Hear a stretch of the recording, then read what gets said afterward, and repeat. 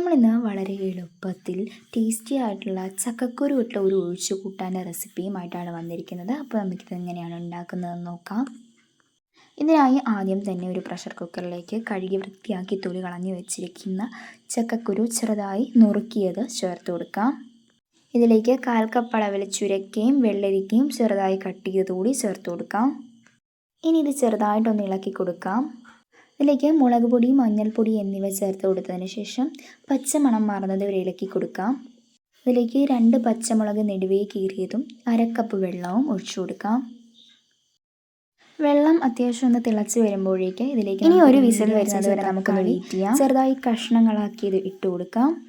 ഈ ഒരു സമയം കൊണ്ട് നമുക്ക് തേങ്ങയുടെ അരപ്പ് ഒന്ന് തയ്യാറാക്കി. ഇതിനായി ഒരു മിക്സിയുടെ ജാറിലേക്ക് 1/4 കപ്പ് അളവിൽ അതിലേക്ക് 3 കൊച്ചുള്ളിയും 1/4 ടീസ്പൂൺ അളവിൽ ചെറുജീരകവും ചേർത്ത് കൊടുത്തിട്ട് ചെറുതായിട്ടൊന്ന് കറക്കിയെടുത്തിട്ട് വരാം.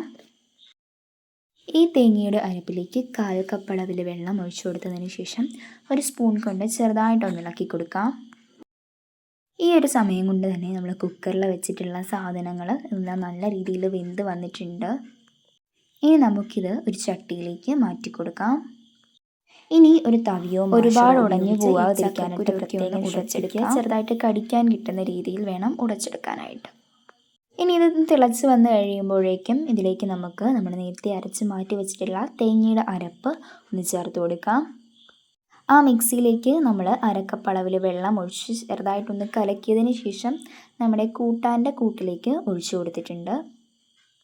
ഇനി നമുക്ക് താളിക്കാനുള്ള കൂട്ട് തയ്യാറാക്കാം. ഇതിനായി ഒരു ചീനച്ചട്ടിയിലേക്ക് 1/4 ടീസ്പൂൺ അളവിൽ ഉഴുന്നെടുത്തിട്ടുണ്ട്.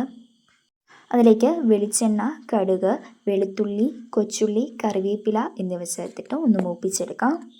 ഇനി നമ്മുടെ ഒഴിച്ചു കൂട്ടാനിലേക്ക് നമുക്ക് പാകത്തിനുള്ള ഉപ്പ് ചേർത്ത് കൊടുക്കാം. ഇനി നമുക്ക് ഒഴിച്ചു കൂട്ടാനിലേക്ക് ഈ ഒരു താളിച്ച കൂട്ട് ഒന്ന് താളിച്ചൊഴിച്ച് കഴിഞ്ഞാൽ നമ്മുടെ ഒഴിച്ചു കൂട്ടാൻ ഇവിടെ തയ്യാറായിട്ടുണ്ട്. അപ്പോൾ എല്ലാവർക്കും ഇഷ്ടപ്പെടുമെന്ന് വിശ്വസിക്കുന്നു. വീഡിയോ ഇഷ്ടമായാൽ ലൈക്ക് ചെയ്യാനും തൊട്ടടുത്ത് കാണുന്ന സബ്സ്ക്രൈബ് ബട്ടണിൽ ടാപ്പ് ചെയ്ത് ഓൾ എന്ന ഓപ്ഷൻ ഇനേബിൾ ചെയ്യാനും മറക്കല്ലേ. അപ്പോൾ അടുത്തൊരു വീഡിയോയുമായി വരുന്നത് വരെ താങ്ക് യു ഫോർ വാച്ചിങ്.